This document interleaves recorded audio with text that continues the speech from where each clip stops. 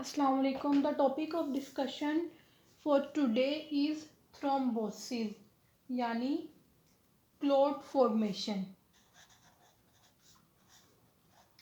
अच्छा, जो थ्रोम्बोसिस है ना, अगर तो ये किसी रप्चर्ड ब्लड वेसल में हो रहा है then that would be useful to stop bleeding. लेकिन अनरप्चर्ड ब्लड वेसल में हो रहा है तो ये लाइफ थ्रेटनिंग होगा, स्पेशली इन सीवीएस। ठीक है। अब कुछ प्राइमरी कॉजेज या एबनॉर्मेलिटीज जिनके रिजल्ट में इंट्रावेस्कुलर थ्रोम्बोसिस होता है, दीज आर एंडोथेलियल इंजरी,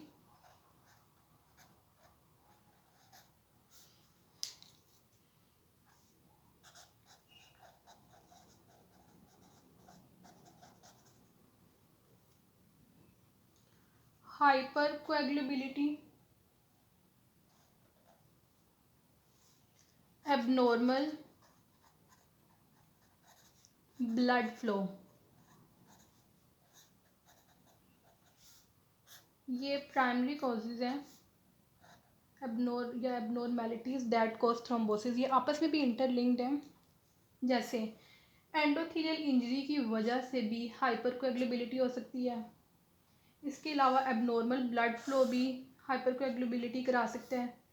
और एंडोथेलियल इंजरी की वजह से एबनॉर्मल ब्लड फ्लो हो सकता है। एबनॉर्मल ब्लड फ्लो है तो एंडोथेलियल इंजरी हो सकती है। ये एक जो ट्राइंगल बन गया, it is known as Virchow's triangle, Virchow's triad. अच्छा, अब एंडोथीलियम की वो स्टेट जिसमें वो इनहिबिट करता है थ्रोम्बोसिस को, ये कैसे होता है ये देखें। ये हेप्रिन लाइक मॉलिक्यूल्स वो कंबाइन करेंगे एंटी थ्रोम्बिन 3 के साथ। अब एंटी थ्रोम्बिन 3 अपने साथ कंबाइन कराएगा थ्रोम्बिन को। अब ये जो कम्प्लेक्स बन गया है ना, ये इनएक्टिवेट करेगा थ्रोम्बिन को as well as clotting factor 9A and 10A। इसके अलावा टिश्यू फैक्टर पैथवे इनहिबिटर्स होते हैं जिन्होंने इनएक्टिवेट कराना है फैक्टर 7A कॉम्प्लेक्सेस को।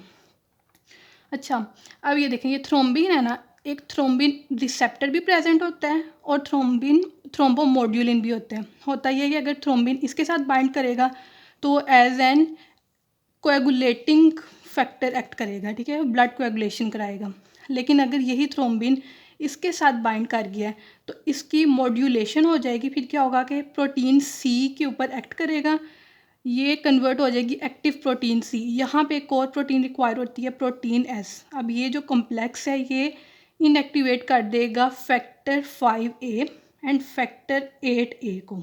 ठीक है, इसके अलावा जो है एंडोथेलियल इफेक्ट्स भी कुछ होते हैं, जैसे prostaglandin I2 and nitric oxide and adenosine diphosphatase. इन्होंने क्या करना है कि जो प्लेटलेट एग्रीगेशन है ना वो नहीं होने देंगे, उसे इनहिबिट करेंगे।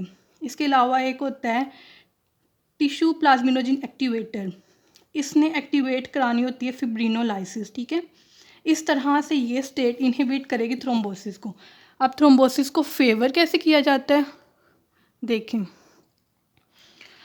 ये है कि देखें, यहाँ पे समझे इंजरी हुई है। ठीक है, नॉर्मल एंडोथेलियम हिट हुई है। अब ये इसके अलावा नीचे जो है ना, यहाँ पे एंडोथेलियल सेल की इंजरी हुई है, एंडोथेलियल इंजरी हुई है।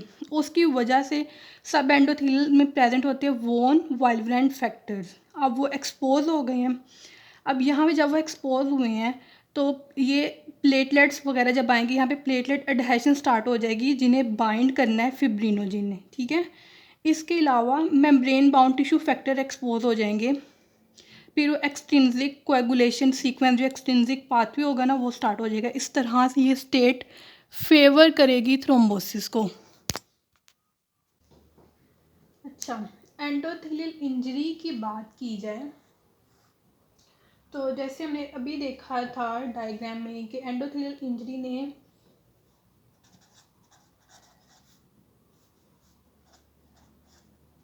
प्लेटलेट एक्टिवेशन करानी होती है, स्पेशली कार्डियक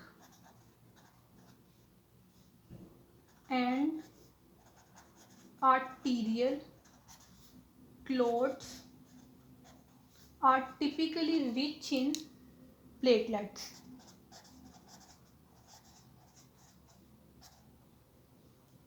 अच्छा, एंडोथीलियल का इस स्टेट में चेंज होना जिसमें वो थ्रोम्बोसिस को फेवर करे।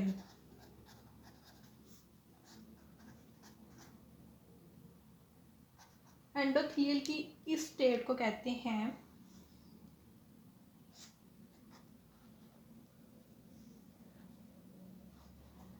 एंडोथीलियल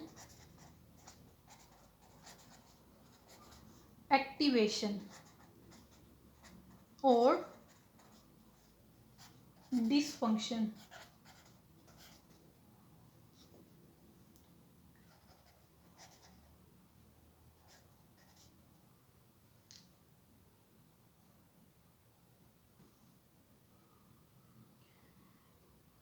इस तरह से there would be a shifting towards prothrombotic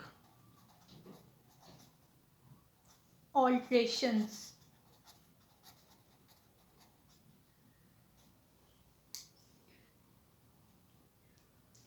और ये स्टेट जो है इट कैन बी प्रोड्यूस्ड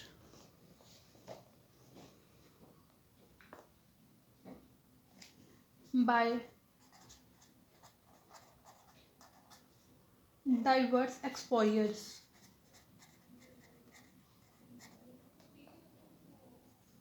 जैसे फिजिकल इंजरी हो गई है कोई,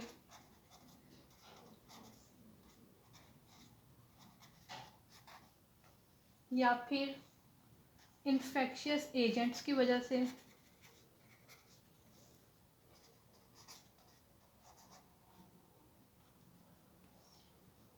या जैसे इधर बात की थी एबनॉर्मल ब्लड फ्लो,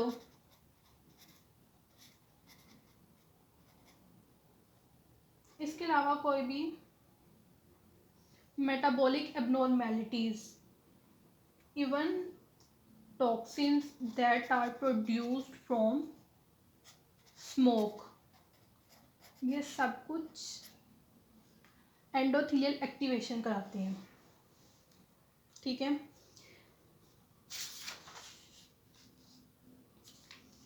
अब कुछ मेजर प्रोथ्रोम्बोटिक अल्टरेशंस देखते हैं। जैसे कि थ्रोम्बोटिक स्टेट की हमने बात की थी ना, प्रोथ्रोम्बोटिक स्टेट। अब वो कुछ मेजर प्रोथ्रोम्बोटिक अल्टरेशंस देखते हैं। These are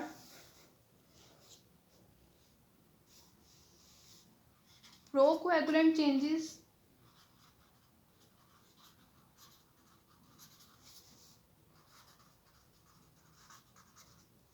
and antifibrinolytic effect. पहले प्रोकोएगुलेंट चेंजेस की बात की जाए तो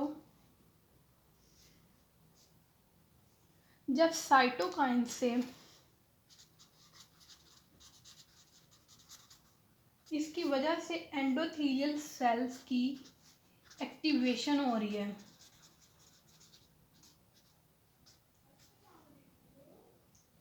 then there would be a down regulation of थ्रोम्बोमोड्यूलिन। हमने देखा था ना कि थ्रोम्बोमोड्यूलिन इनहिबिट करा रहा था, वो थ्रोम्बिन को इनएक्टिवेट कर रहा था। तो प्रोकोएगुलेंट चेंजेस ऐसी होंगी कि जब साइटोकाइन्स एंडोथेलियल सेल्स की एक्टिवेशन कराएंगे तो there would be a down regulation of थ्रोम्बोमोड्यूलिन।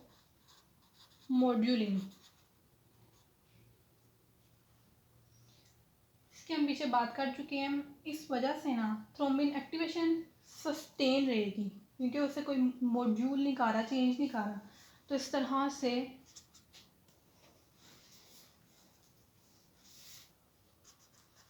Thrombin की एक्टिवेशन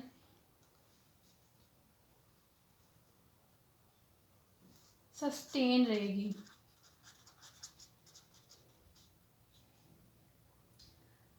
अब इस थ्रोम्बिन ने स्टिम्युलेट कराना होता है प्लेटलेट्स को।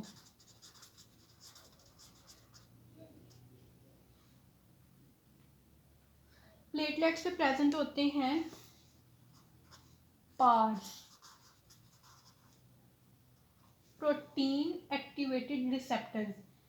इन्होंने और इसके साथ इन्फ्लेमेटरी सेल्स ने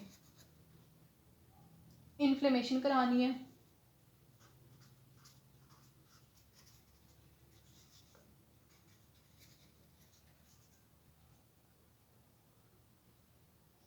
plus two this inflamed endothelium. अब जो इन्फ्लेम्ड एंडोथीलियम है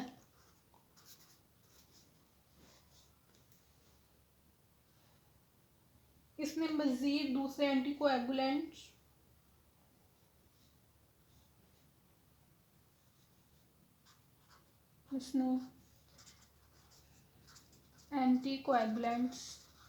जैसे पीछे हमने बात की थी प्रोटीन सी की, इन सब की डाउन रेगुलेशन करा देनी है।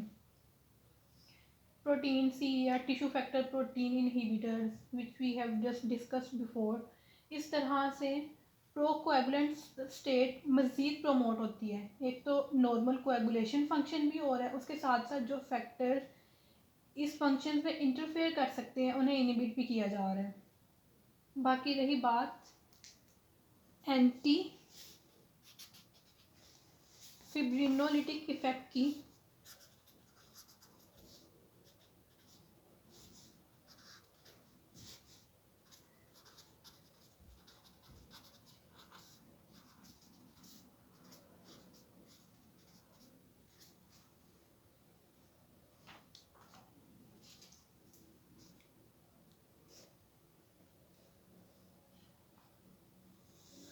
अब जो एक्टिवेटेड एंडोथेलियल सेल्स हैं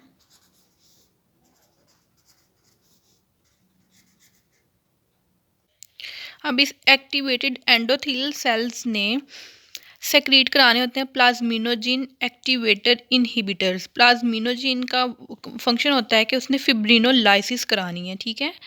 लेकिन तो ये प्लाज्मिनोजिन एक्टिवेटेड इनहिबिटर्स क्या होंगे, इस तरह से लिमिट कर देंगे फिब्रिनोलाइसिस को। इसके अलावा जो है ये टिश्यू प्लाज्मिनोजिन एक्टिवेटर की डाउन रेगुलेशन भी कराते हैं। इस तरह से थ्रोम्बोसिस को फेवर किया जाता है।